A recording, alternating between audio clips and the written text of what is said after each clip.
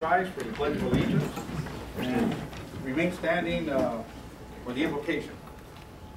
I pledge allegiance to the flag of the United States of America, and to the republic for which it stands, one nation, under God, indivisible, with liberty and justice for all. Remain standing, please.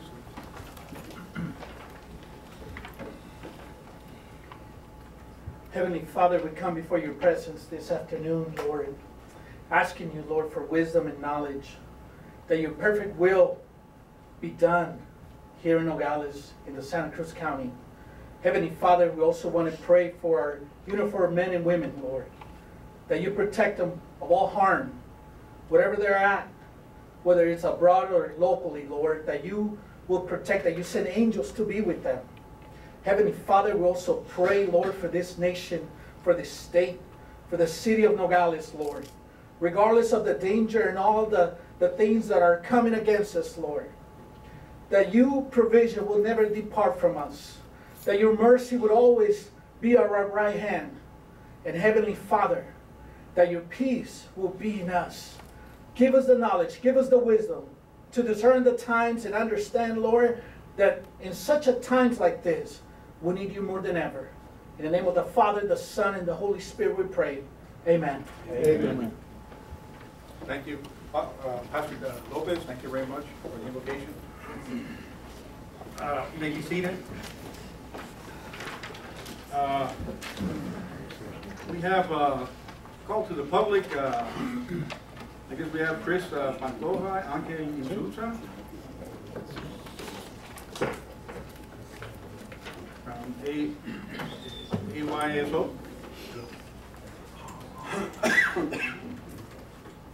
Please state your names and address and. Chris Pantoja, from Nogales, Arizona. I'm taking over as a new commissioner for AYSO 29, and we're going to have our opening ceremony Sunday, September 13th.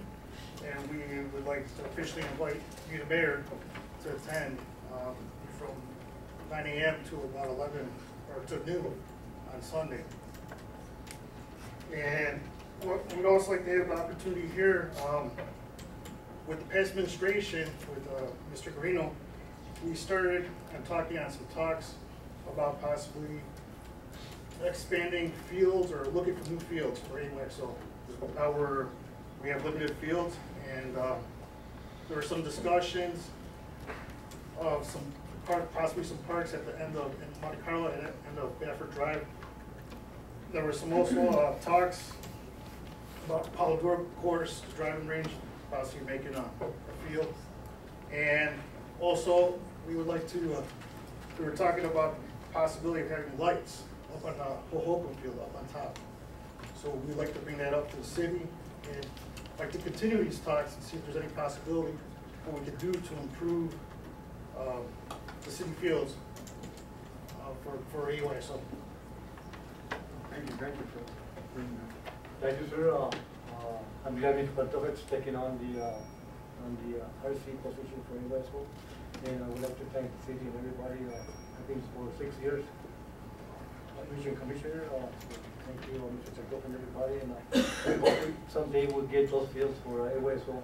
Every year we get about from 400 to 500 kids, and only we got one park which is runs early with lights, which is crowded for 600 kids. So we'll be glad if somebody can help us. Thank you very much for bringing that to mind. I believe we're working on that project already in Fidelity. Yeah, Mr. Mayor, members of the council, during call to the public, we're limited on what we can do in terms of response, but I think it should suffice to know that we are working on those particular projects, and I would encourage you to stay tuned to these types of meetings every month, because there will be some business coming forward. We already had put it on the past agenda, so we have it. We're working on it. Thank you very much, also, under call to the public, we have Mr. Dean Davis from 133 Guates Buttes Lane.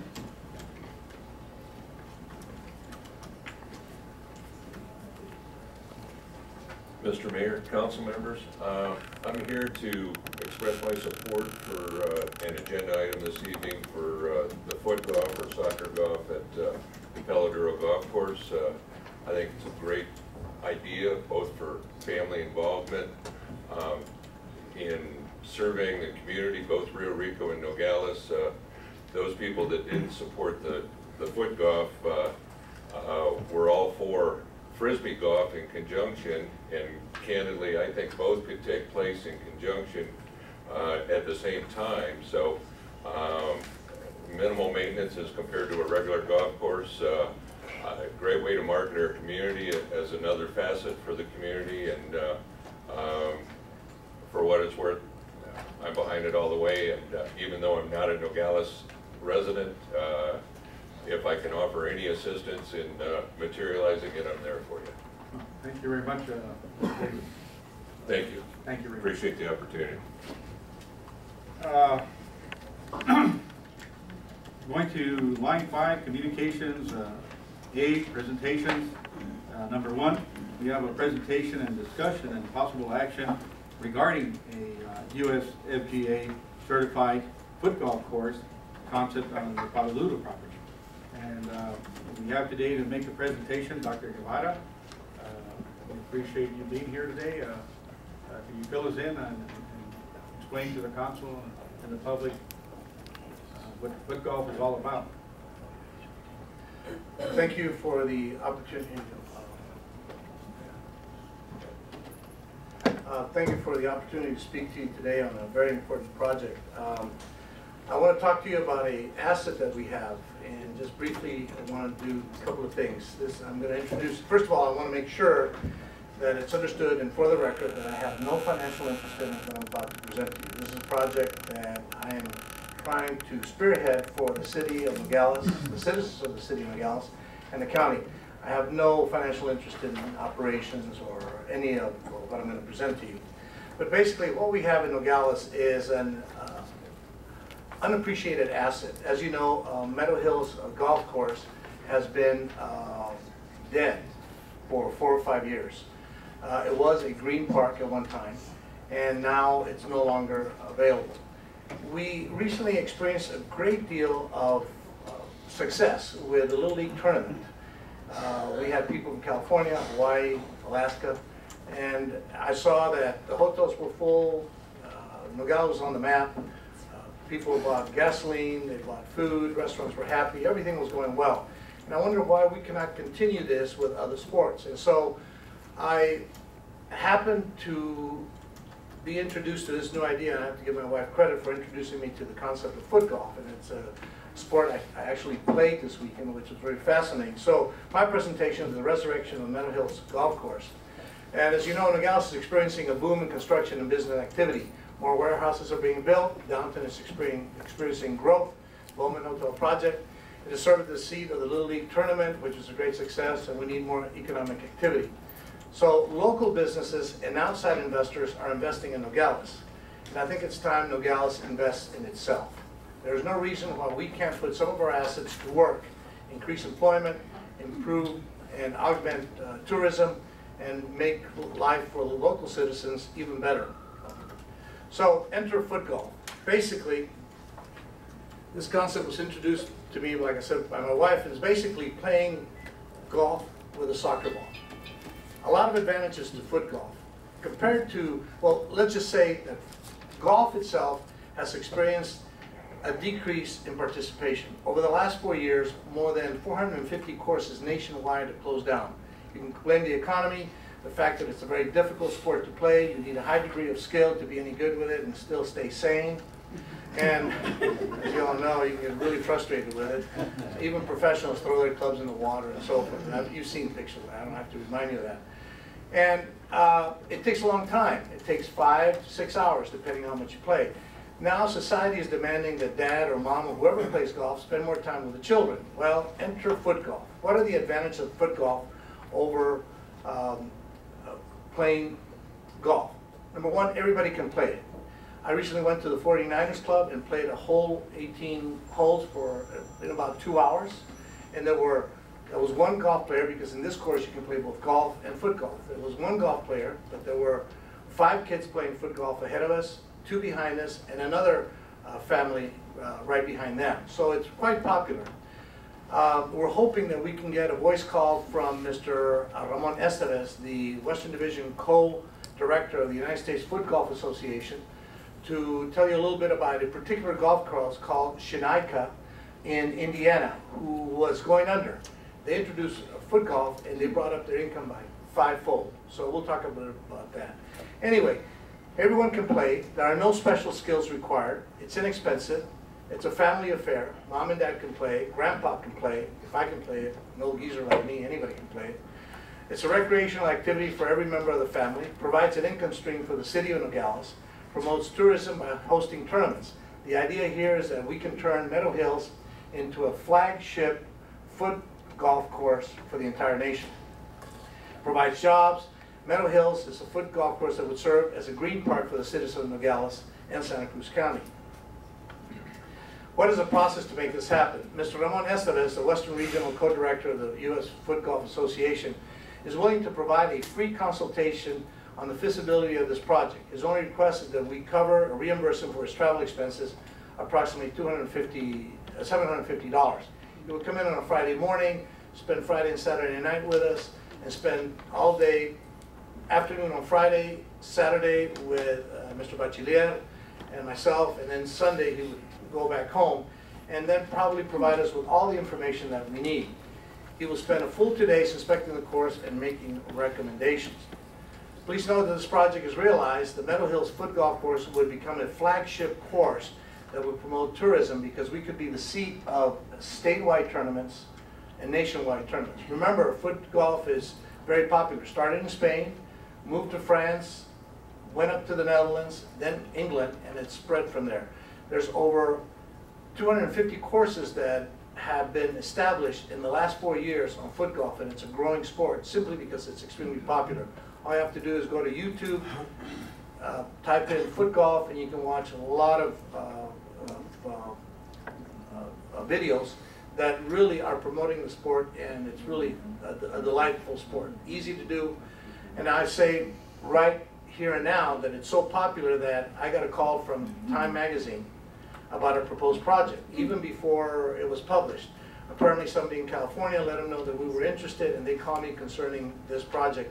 And we should be part of an article written that should be coming out in the next week or so. So look for it in Time Magazine, where the mayor and the city council and the city of Nogales are mentioned by name for this particular project. Foot golf is an up-and-coming new sport.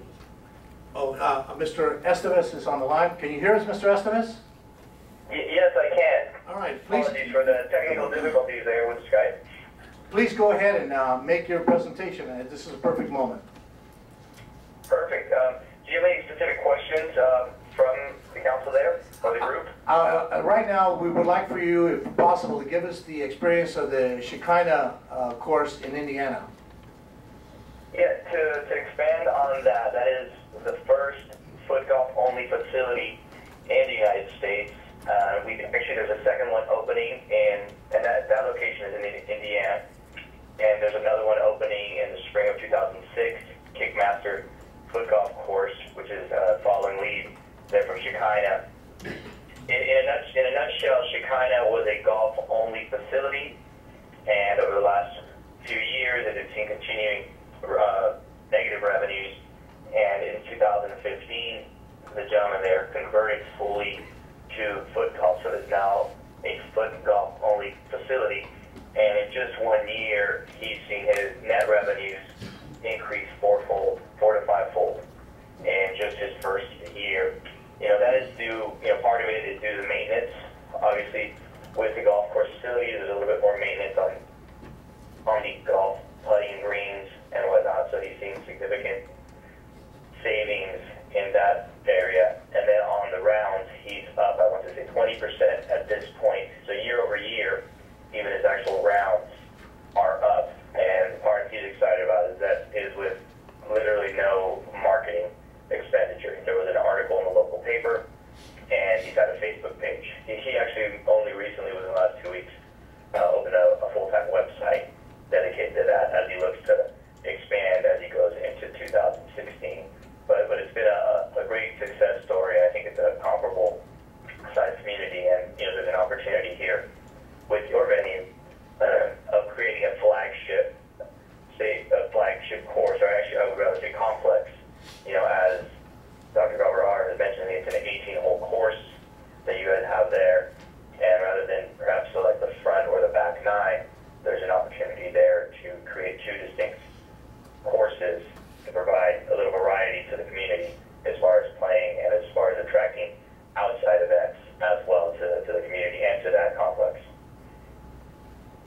do you have any questions for Mr. Estes? Well, sir, we requested your presence down here.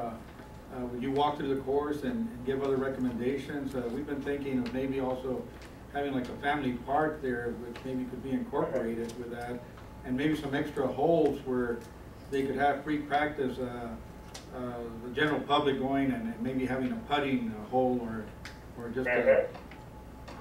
We're really, you're really not limited, and some of the courses that have really aggressively gone after this, even if they still have golf, have actually done that, carved out a little area to warm up, to practice. Really, you can be as creative as you want. It's really in implementing existing golf elements. Like you said, a practice area, a place to putt, to warm up, that is so applicable. You know, we have this slide that we will half-jokingly say that foot golf really is 99% golf without the equipment. And that's the oversimplification of what it attracts and what it identifies as. While golf is a great sport, what are some of the things that's lacking? You know, the cost and the demographics it attracts. You know, what we're seeing with foot golf, and you guys mentioned, I know Dr. Gabar has mentioned the walking trail and whatnot, but what it really does is attracts families, you know, men, women, younger groups to really play together. So that's something that's been a real neat byproduct of growing this sport. I have to say that it wasn't necessarily a main component, but it's been a very nice and neat organic element of this sport. You know, anecdotally, I can't say how many times over the last 2-3 years, traveling the country, going to different courses, that I've seen, you know, mom and dad and the 2 kids coming off the course, or even grandparents with grandchildren. Something, not to say that you never see with golf, but certainly something that's not nearly as common, and that's something that's gotten, you know, some regular golf course operators excited to, you know, the person, you know, the group like yourself, the Shekinah, or the group in Ohio, and we're seeing, you know, we can see that this being a trend.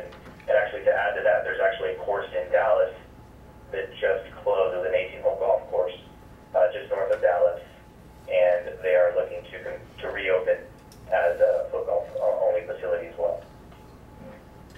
Well, my next question would be, with your experience, what would the cost and maintenance to say do a flagship course? That would be 2 courses and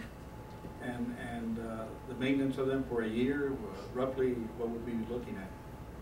You know, we'd have to be there and really get a feel for the size of your course, but with the investment, while it's obviously a little bit more with the equipment and some of the design work, I would say the maintenance is necessarily, you know, double that cost. And I think a better answer to that question would be a comparative look at what those maintenance costs were, and I can certainly delve a little bit more into that data as far as seeing specifically, you know, a percentage decrease in maintenance costs, you know, doing it apples to apples with Shekinah, because I know that that's a big element of where the savings have been. Is it comparable to a regular golf course, or a lot lower? No, a lot less. A lot less because of the specifics of golf. You might have 3, 4, 5 different lengths of grass. You know, it is part of the feel and design of golf, and it's an important element. Not to diminish that impact on foot golf, but it is less so. You know, you don't need as much maintenance as to mow as often. Let's say, for example, putting a nice green for golf, you're probably going to mow it every single day to keep it at the short length. For foot golf, actually, golf green putting length, it would be too short to make a comparison with golf. You know, if the greens are too hard, you know, there's a saying, you know, it's like playing like glass today. The ball really just keeps going. Well, if you look at a soccer ball, if a soccer ball's rolling on a golf length putting green, the ball will actually go too fast. So you actually want fairway length, so it's not as important, so you're not mowing as often. So all of those factors have contribute to less maintenance. And to apply it specifically to golf courses, that's an element that has made it welcome in the golf course owners community, those that have both golf and foot golf.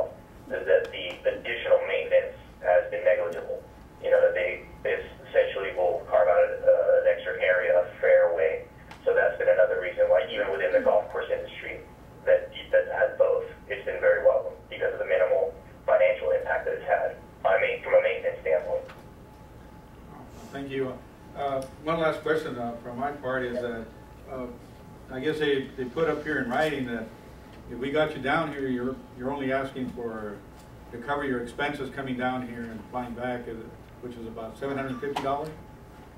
That's correct. About $750. This is the approximate amount that would cover his expenses to stay 2 nights, 2.5 days, cover airplane ticket, per diem, and hotel. I will personally cover his happy hour tab.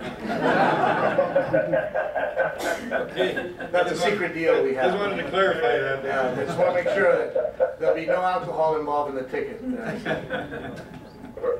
and to clarify, there's, and I have talked to our overview, so, obviously there's other costs, equipment and membership and whatnot, and there are those fixed costs, and that's all very transparent with what's available.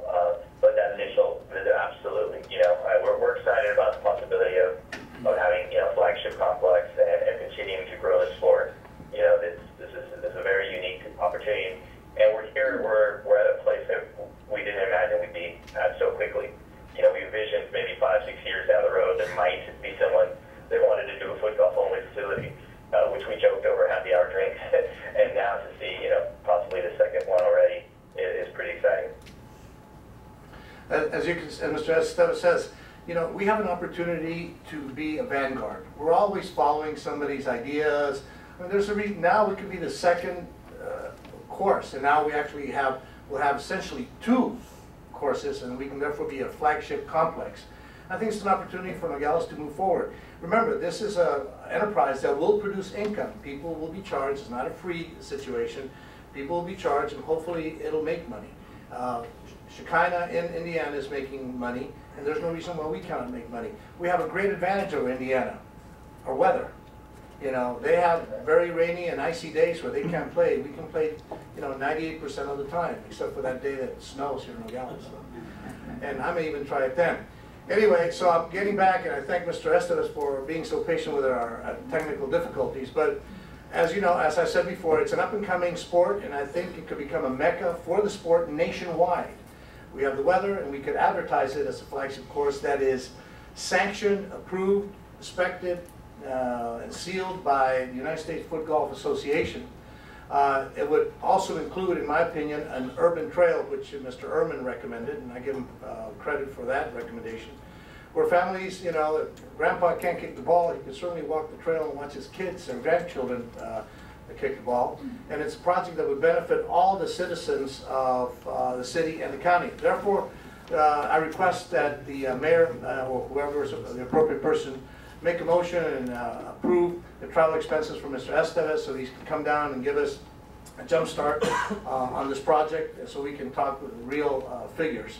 It is time, in my opinion, the city of Nogales invest in itself and its citizens, and resurrecting the Meadow Hills Golf Course now would be a great opportunity to do that. And for the record, when this course opens, and I am very optimistic it will, I challenge the mayor to a game, and the loser will make a contribution of whatever he decides to the winner's favorite charity. I hear you've been practicing. Absolutely. I got my ball, I'm ready. I'm gonna have some holes already at bars. That's cheating. That's cheating. You cheat at golf too, man. Thank you very much. Thank you all for letting me. Thank you. Oh, one question, Dr. About. I also heard that they have. Is that a flagship course that they have in Tucson at the 49ers? No, because my understanding is flagship course will be dedicated solely to foot golf. They have. I think this Ms. Stevis heard that. They have both regular golf and they are accommodating foot golf. I think if we are solely a foot golf course, remember, there's already a golf course in Keno and one in Rio Rico, so golfers still have access to their game. I don't think we should compete. I think we should become just a plain foot golf and dedicate all our efforts to becoming a mecca for nationwide, statewide tournaments. So this would draw more tournaments. Absolutely. I mean, if you're telling players, and I think Mr. Estevez can comment on this, but if you're telling players that they're going to a sanctioned flagship course where only foot golf is played, they're more likely to go there than go to a course where they're playing regular golf and they have to compete for time and space. That would not be the case here. Mr. Estevez, you want to comment on that? Yeah, you touched on, it becomes an attractive place for state qualifiers, other elements, other events, I should say. And, even from the sponsorship, corporate event side, there's really a lot of elements that it attracts as being a standalone facility. And it will literally be the first of its kind in the country to be set up with two courses and whatnot. And it's something you touched on there, and someone mentioned the Urban Trail. Dr. Barr mentioned that. This sport, take with a grain of salt. It's coming from a foot golf person, but it is a really neat element. There are very few opportunities, few sports or activities that really we can all think of that truly brings the family together. It's outdoors, and again, it's intergenerational, from grandparents to kids to children, and it's really seen just positive impacts, in this sport where it's landing. Well, thank you very much, Mr. Escobar. Thank you, Mr. Estevez. Thank you, everyone. Thank you, Dr. Guevara. Great. Thank you all for your time. Yes, sir. Mr. Mayor, I completely support what the doctor is presenting to us, and I'd like to recommend that staff be directed to work with Mr. Estevez to evaluate our 18-hole golf course to see if we can accommodate at a minimum one 18-hole foot golf, and also look at the possibility of a second one. It's been a number of years since the golf course has been in use, so I know the infrastructure there probably needs to be looked at as well, so we need a capital cost to bring that course back up for both one 18-hole and a second 18-hole, as well as operational costs. So if staff could work with Mr. Estevez to look at the layout for 36-hole operation, break it into two 18 holes with cost and for capital expense and operational expense. And I believe we also have some legal issues with the lease that's out there. So if legal can work with staff as well to evaluate the lease that's in place and ways that we can address it to, I guess, get us to the end goal of having a hallmark foot golf complex out there and bring it back to council as soon as possible. So then the motion would be for bringing Mr. Estevez here for consultation purposes. Do we have a motion for that? Second. There was a motion. All right, we have a motion and a second. Any discussion? I have one question, Mr. Mayor. Yes. Mr. Estevez, this is Shane Daly, City Manager. Just sorry. no, okay. I think so. Doctor, what do you anticipate in terms of the deliverable when we bring him down and he works with staff? Is he going to generate a report that would? Oh yeah, he will talk about formally. He is the one that certifies courses, so he will deliver in writing. Like a feasibility study, because he's obviously experienced. He goes throughout the western United States setting these courses up, and he will tell you, number one, not only the feasibility, he will mark where he recommends the tees and the flags and what he recommends, the type of grass and so forth, and give you an idea of what you'll need, whether it's a particular tractor and so forth. And once he gives you all that, you'll have hard numbers. Yeah. My objective when he gets here is to extract, best I can, some hard income numbers from other courses to see where we stand, expenses versus income. Thank you. Thank you very much. Yes, Councilman. One more question. I know that he's already working on this one, but he's going to have to work with the people in the neighborhoods out there in Middle Hills, see if there's additional objectives to the project. Once we have some substantial numbers, it is my hope that I've actually invited Mr. Elias, a member of Meadow Hills, and we'll reach out. We hope that the committee that you finally form, and I'm hoping to help out as an interested citizen, to reach out to the Meadow Hills people to recognize that it's a harmless activity. It will not require noise. It will not be disturbed. It will actually dramatically improve the values of their home. Right now, if you ask anybody who lives in Meadow Hills, they will complain to you and up and in your face that their loss of home values is directly proportional to the browning and abandonment of that course. When it was a golf course, their property values were much, much higher. And now they have an opportunity to regain that value. And I don't think we'll have much of a problem getting it on board. Okay, thank you. Anybody else? No? Well, then, all those in favor, signify by saying aye. Aye. The ayes have it, motion passed, and I guess we'll wait for Mr. Escalez, we'll work on that and get him down here. Great. Okay, thank you. Next on the item of presentation, we have number 2, we have presentation discussion, City of Nogales Employee Benefit Trust Wellness Program. Legal? Well, if I can, Mayor and Council, before the presentation, I'd like to just let the council know how this started and what the efforts of the committee has been. When the idea of a wellness program first came up, the assistants in our office took interest in it and asked me if I would support it. I told them 100%. And then from that point on, it was just great guns forward. They created a committee, all the committees here.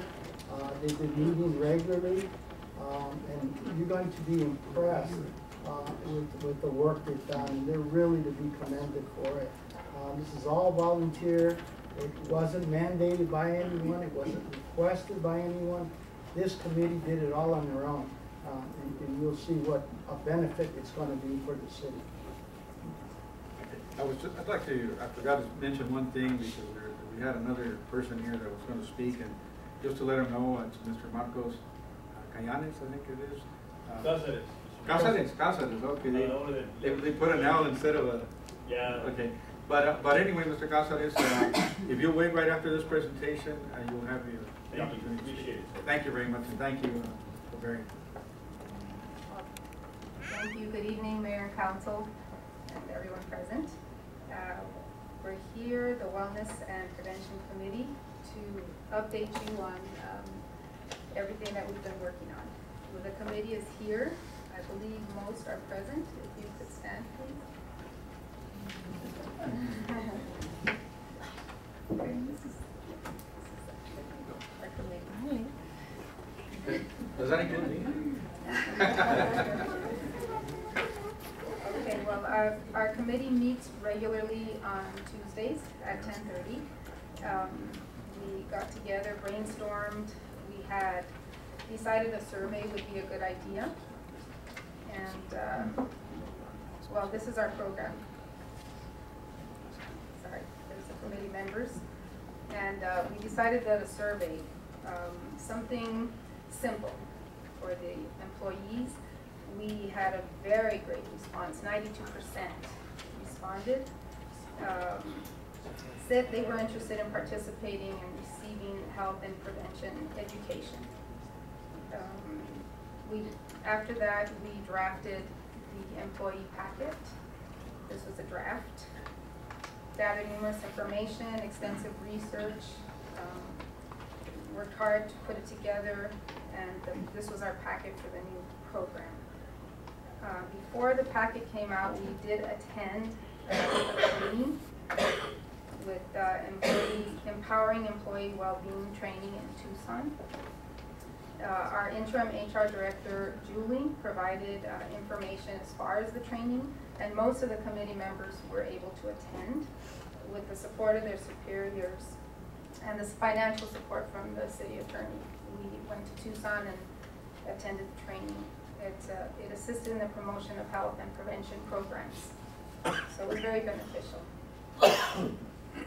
So in June, we had the final packet. Oh, I'm sorry. Just to go back a little bit, the department directors were also helpful in presenting the surveys and also the packet to every employee. What's the next screen? At our training, we met Jean Berg, Senior Corporate Account Executive with Merck, a pharmaceutical company, and she was very helpful, was excited about our program, the beginnings of it, and she has supplied us with informative material, numerous handouts and displays at no cost. These will all be available at all our events. For the first one would be the health fair that we will be having. Okay, so the employee packet was ready. We also have an email address. Anyone can email their questions, and that is checked daily. And a web page, that is My Wellbeing is the web page. For any questions, concerns, anyone can go there, any of the employees. Our kickoff date was July 1st, and our packet was ready before that. It was given to the directors and distributed. Okay, that's the packet. So this is our packet. You should be familiar with it. I believe the council should have received the packet. Okay. This is the cover page. We have an introduction letter, expectations and benefits, then markers and definitions for your health risk assessment. This is our resource page. It's internal, community, and online resources. Anyone can go on there, very helpful, a lot of ideas, educational, recipes. Anyone can look on there, and it's extensive. This is just a small list, really. Next was the instructions on what to do with your health risk assessment. And then this is the actual form that will be given to your physician when you go for your physical. After it is filled out and signed, you take it to HR. The information is kept strictly confidential in each employee's personnel file. And the committee will only track the response count. You don't see any of the information. Okay, so that is the packet. Next, we sent, in early August, we did a follow-up flyer for all the employees to make sure that everyone did, in fact, receive their packet. If they didn't, it has instructions there on who to contact. And if they did, to please go see your physician and get your physical.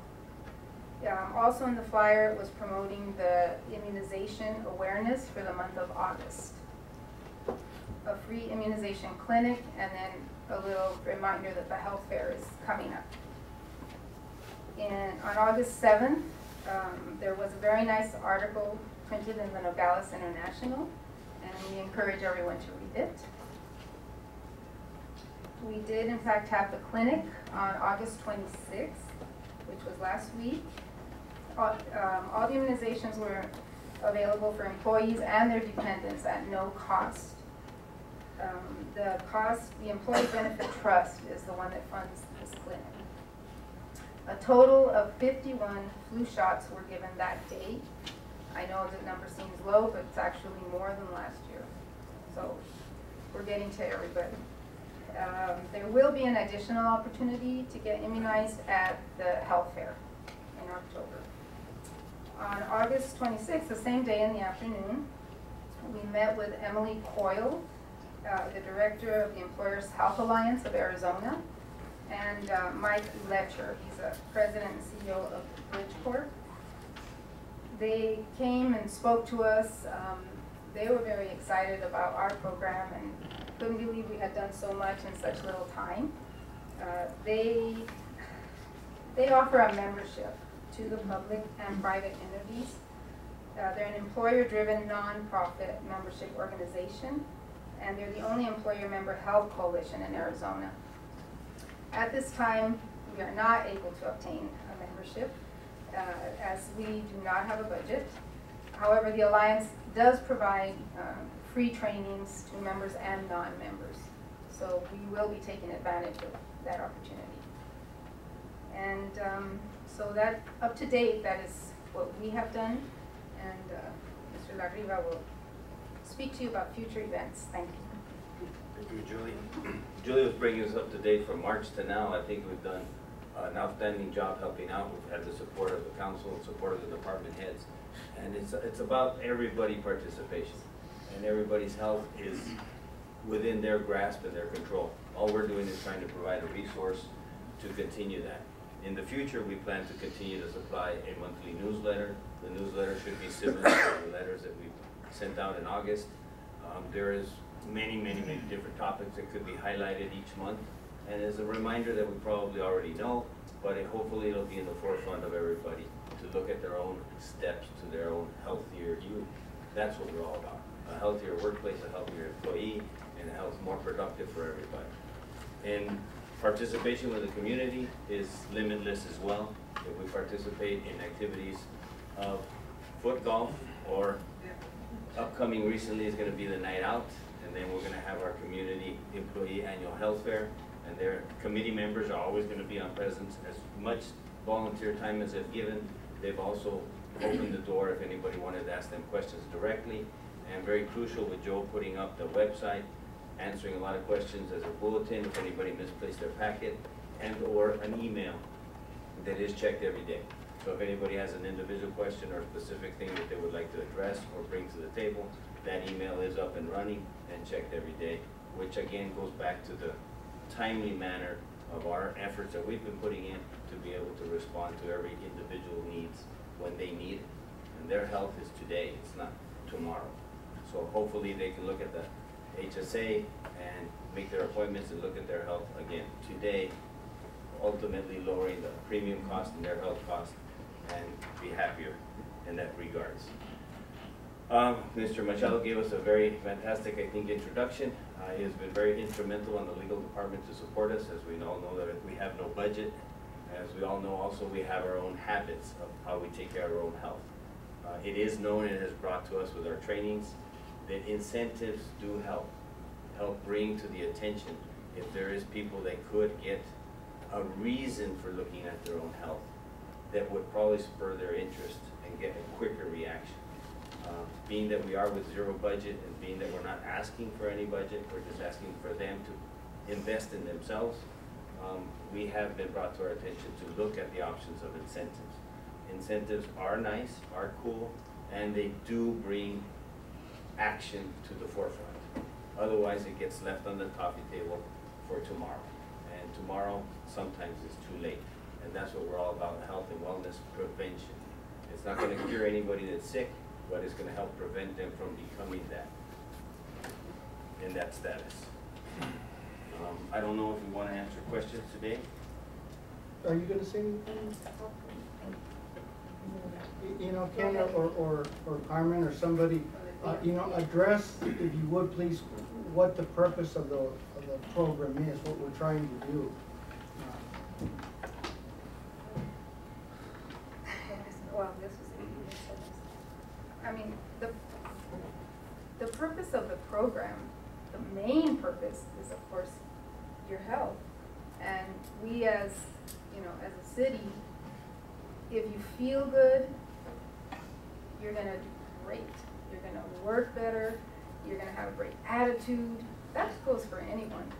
And so, I mean, that's the incentive, to try to help. And then overall, eventually, yes, you will help with your claims. People won't be taking sick days. They won't have these, you know, surprises where all of a sudden they need emergency surgery and, you know, just cost and cost and cost in so many ways. So it's awareness, it's education. That's our goal. And, you know, a lot of employees have received the packet, you know, oh, do I have to do this? Am I being forced? It's strictly volunteer. Strictly volunteer, just to better their lives and the city, the community. If I can add to that, study after study has shown that the healthier your workforce, the more productive it is. And in our case, what we're looking at too, the less claims on our insurance, since we're self-funded, the less cost and the less the premiums go up. So everybody benefits, the city and the employees through the health and so on. The only guy who won't benefit is Dr. Guevara. I'm really looking forward to it. All the time to play football. But that's the idea behind it. Now, the committee was trying to find ways to motivate our employees to get involved, and they've got a lot of other activities and so on. But initially, the first step is the physical that everybody has to take. You go to the physical, the insurance pays the physical, so it's free. But that's the starting point. So if there's something wrong, then the doctor there can take any of the further steps. So the most important step for us, for the committee, was let's try to find some way to motivate the employee to do that first step. They've had various options. They came up with different incentives. And the one that they settled on was we will provide, or then every employee who takes his physical, takes his first step, from here to December 31st, will be given a vacation day.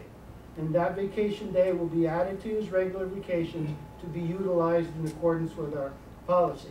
And that was through Mr. Dilly and his support. That was the option that was decided on with the committee. So that's going to be our first step. So again, the important one is to get everyone started. So we're hoping that that incentive will get everybody to take that first step.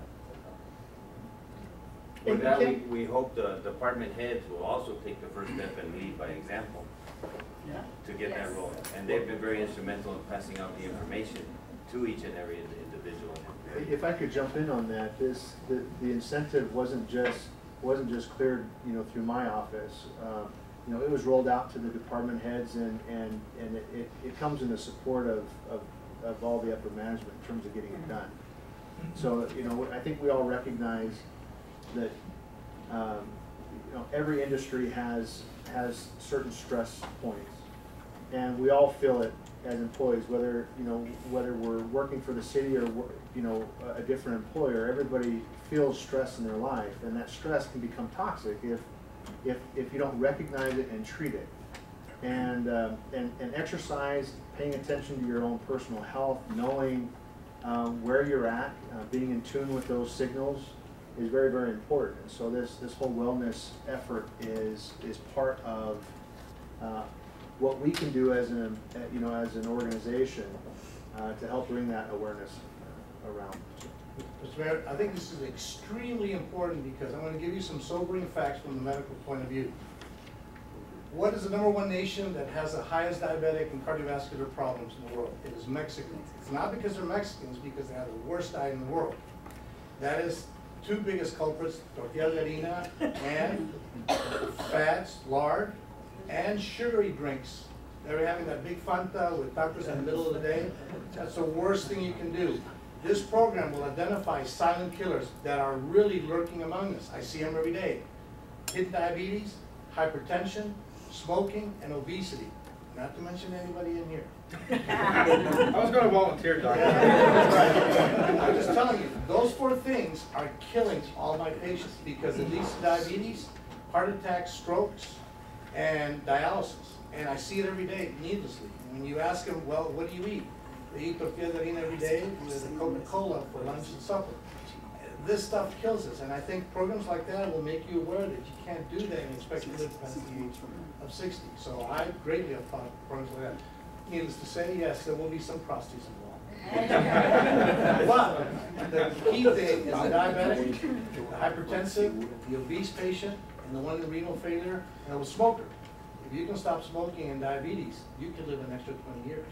Simple as that. Well, I think I've been targeted already, so I'm going to I'm not a smoker, but I do love to eat, and like the doctor said, probably living here so close to the border, eating probably too rich of a diet that does us in here with health.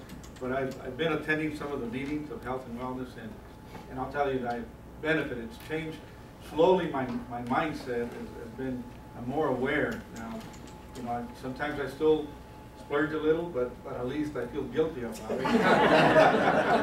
And I'm starting to notice that I'm cutting down on a lot of things.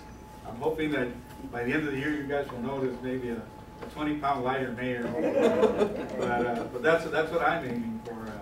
Lose about 20 pounds from here to the end of the year. Fantastic. On our newsletter, we're going to have a recipe, a healthy recipe each month, just to give people idea, because there are many people that have no idea outside of the tortilla, and they're like, well, what am I going to eat? You know, it's like nothing. So many things. And it's like that Frito or potato chip commercial used to be. You can't only have just one. Any other questions or comments? Just another comment, just the council. Unfortunately, no matter how attractive these programs are meant to be and supportive and something, studies show that not all the employees participate. So if you can come up with any ideas to give us in the committee, anything that would motivate more people to be involved, you know, please let us know. And one final thing, would you guys please introduce the whole committee, because they deserve to be commended. Absolutely. Okay. We have, in your packet, it's the third page. We have Ana Lourdes Morales, she's in our revenue department. Carmen Fuentes in legal. Elizabeth Pucci in court. Myself, Julio Holman in legal. Ken Larriba in fire. Leticia Robinson, admin. And Marcel Bachelier in Parks and Rec. And then we also have Elizabeth Banda in HR. And Andy Bachelier has been instrumental. He's a fitness expert. And Mr. Jim Price, our broker. Julie, could I make a little comment? Yes.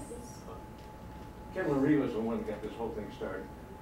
And then Carmen took over. That's a fireball. And it was through Mr. Machado that this whole thing kept moving. He kept his staff available. He also, with little expense that was involved, was copying and stuff like that, took out of his own budget. Mr. Dilly came to one of our meetings and decided that he was all for it. He quit eating chocolates. You still not eating chocolates? Oh, no, that resumed, but.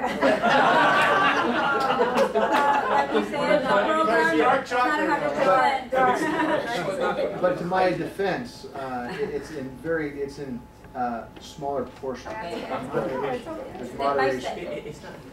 Well, we had this, Mike Letcher, who used to be the deputy city manager and city manager of Tucson. He's the one that came down with Emily Coyle, who's the Employers Health Alliance of Arizona director.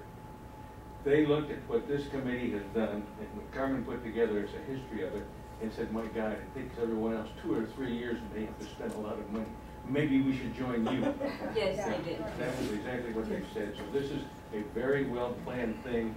Andy Bachelier just got his degree in exercise last year. And having his dad here to push him didn't hurt at all. He helped develop the form that's being used. He's been very, very instrumental. And he leaves home at 4 o'clock in the morning, comes back 8 o'clock at night. And Daddy Bachelier has been very helpful by talking to the department directors. As a department director, he's talking to his peers. This whole thing is moving forward because everybody is doing it from here, and the idea is that eventually we will have a model community that when people come to look at Nogales, that maybe locate a business here, bring their children here to school, whatever, they're going to see a happy, healthy, productive community. That's the idea.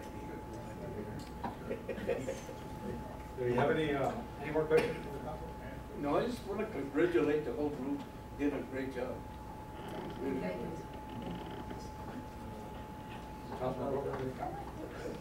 They're very quiet. Thank you, Mr. Mayor. Julie, I was wondering, this particular form right here, the employee health and risk assessment, do you just take it to the physician that you make your own appointment, or is there a certain time, or? Yes, it's your regular physical. We did speak to the different clinics and doctors in town. They're familiar with it. They've all agreed to fill it out. Very simple. It's a very simple scoring system, and they just fill it out once they get your blood work, and you just bring it back and give it to HR. Okay, so Very simple. you don't recommend a physician? Oh, no, your own physician. You're on your own on doing that. Okay. And by handing it to the doctor and the doctor handing it back to you, we bypass HIPAA. So it saves a lot of time. And then it goes straight to HR. All right, and one more question there. Yep. Julie, you mentioned that in case, because I missed it, the immunization here. Oh, yes. So we can get it at the health fair. It will be available at the health fair also. Or they can go to Walgreens. Or Walgreens, They can also- Walgreens too. Oh, Just take your insurance card and you have it at no cost. Oh, okay, great. All right, thank you very much. Thank you. Again, it's a reminder for you to participate. And I think everybody on the council is very humble and appreciate you guys recognizing our efforts, but it doesn't work without the department heads. Right. Trickling it down to the employees, trickling it down to lead by example. It all goes back to participation. If nobody participates, we can talk about health and wellness all day long and nothing gets done. But it has to reach out to every individual. And the city of Nogales employee base is the heart of Nogales. And it should set the pace for the community and the other businesses around. That is our most important asset. But we do need help encouraging each other to participate. And at the moment, it's been fantastic. We've had very much cooperation with the administration. We've had tremendous support from Mr. Machado, Mr. Dilly. Mayor's been at the meetings. We want to thank all of you for recognizing that, reading the papers that go out. Again, as the newsletter goes out, it does no good if you don't read it. Encourage everybody to participate. Use the email, give us some feedback, and just say, hey, I read it. That would be welcoming on our behalf. That's our reward, to see that there is some results. I mean, if we're 20 pounds lighter, by January 1st, we're doing something right. If our chocolate's in moderation, a big message. we're doing something right. And there's one department lacking, and they know who they are. But it's We're ready participation. for one. That's the number one goal, is we want to thank everybody and encourage continued participation. Yes. Thank you. Thank you very much. Thank you. For having us. Thank you, that was very nice. Good job. You know, it's like they say, I guess, doctor, what they say, an ounce of prevention goes a long way. Yeah, especially around here. Thank you, Doctor. Okay, we have one of the speakers that I guess misplaced here is Mr. Marcos Casares. Just say your name and your address. Can I get up here? Yes, please. Oh, sorry. I didn't bring a presentation, so this is as good as it's gonna get. So I'll try to keep it short. But my name is Marcos Casares. I'm a vice president on the board of the Hilltop Art Gallery and Art Education Center. And I just came to address Mr. Mayor, the council person, Mr. Machado, Mr. Dill, Ms. Robinson, and the attendees that the reports of the untimely demise of the Hilltop Gallery was greatly over-exaggerated. And what I'm here to say is that we've got a new board that's been in place since November. We have a redirection, refocus, and reinvigoration of the original mission of what the Hilltop Art Gallery was and is and will be in the coming future. I want to also focus on what the new direction is going to be art education. And I think it goes well hand in hand with the vision and the mission of the new administration and the council for the city of Nogales to incorporate and follow up on this health program for your employees, which is really a good program, good idea. But recreation, parks, sports, and culture, of which art is a real important part. You know, they say mens sana and corpore sano, a healthy mind and a healthy body, but also exposure to culture and art is a real important integral part of that. So with this new focus and a new invigorated board there at the Hilltop, I wanted to come in and give the council and administration an update as to what we're doing, and also to follow up with the program we had, a 40-year-old program of cooperation between the Hilltop and Parks and Recreation of the city, which addresses the summer youth program. And it was a success this year, and we hope to be a continued success next year, but also to explore or introduce myself and hope that we can explore other areas and continued efforts, new efforts, that would continue that type of cooperation between the city, Parks and Recreation, culture, the city, the population, the underserved, maybe special needs groups, and the youth and adults. We don't want to limit it just to art classes on Saturdays for kids, but that's what I'm here to do. And I wanted to just follow up on the success we had with the Parks and Recreation program in July, but a program we did in cooperation with the Parent Love Connection, which is a special needs children with autism program. Jack and Maria Skolnick out of Rio Rico, they organized a great outreach group who serves that underserved community of Down syndrome children. They had art education, and it was a real success. They just closed a 2-week exhibition of the product that the students produced for the program in June, and we're looking at future collaboration with them, organizations that serve people with special needs such as autism, Alzheimer's, etc. So that is why I came to take your time, and I appreciate you incorporating me into your meeting, and hopefully establish a conduit of communication, cooperation, collaboration in the future with this administration and the council. Thank you, Mr. Gonzalez.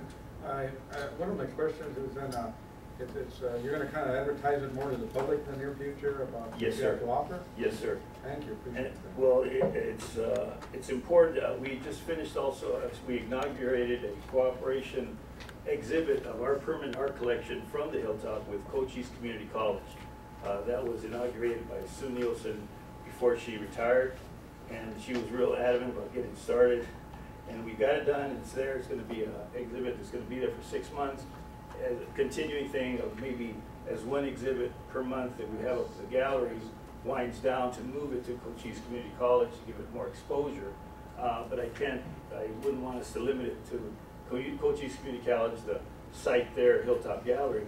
Maybe here in city buildings, administrative buildings, here in the City Hall, and other ongoing projects that could, bring together what is available through the Parks and Recreation and expand it. Now, the contact number you have here is one where we can reach you? Yes, sir. That is my cell phone number. And of course, the gallery phone number is 287-5515. If you can't get me at the gallery, you can get me at the cell. And I do answer my. I do check, look at this smartphone, but I'm not smart enough to use it yet. But if I can find a high school kid to show me how to do it, it's working pretty well. Well, we'll be in touch. I'm interested in that. Well, see any way we can help out in the program. We'll definitely support you. Well, thank you, and I'd like to follow up with personal meetings, and I promise to be a little briefer and more organized with you, Mr. Mayor, and the council persons. That's all I can ask for, and I think we can. And my support is to get the word out, and anything else that legally we can do, we'll do. Well, sure. I think there's a lot of potential here, and I'm kind of excited with this new council. I think you've got a good group going, and we expect a lot of good things. I've been a resident of Tubac for the last 10 years, but it's good to be back. Well, thank you, and right now, I guess that you mentioned that I'm very happy with the council we have, and we're missing one of our council members. I just want to kind of give you all an update. Mr. Joe Acosta, thank God that he came out like a real winner out of the open heart surgery he had. They pulled out a tumor about the size of a softball out of his heart, and amazingly, I went to visit him a couple of days after the operation, and I went back to visit him a few days later, and he was already released. So he's staying up there in Tucson with his son, I guess, to be close to therapy, but he's doing great. He looked great. I have never seen him look so good. I was amazed. I said, I guess I'm not going to be so scared of hospitals anymore. Well, hopefully not of art gallery driving. Thank you. Okay, thank you. I guess that pretty much does it with lines 5 and presentations and all the comments we had from the public.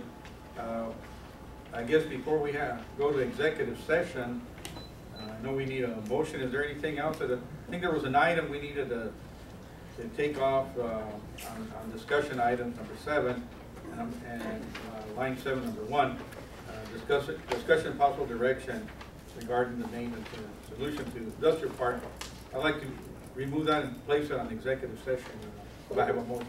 Okay, if we can, Mayor, we leave it on as a public discussion, but when we have the motion to convene in executive session for number 6, if we will also include for discussion in executive session, the item number 1 under section 7. So moved. Okay, do we have a second? There we go. Any discussion, or all those in favor, signify by saying aye. Aye. Okay, so moved. Motion passed, and we'll go into executive session now. Okay, you too.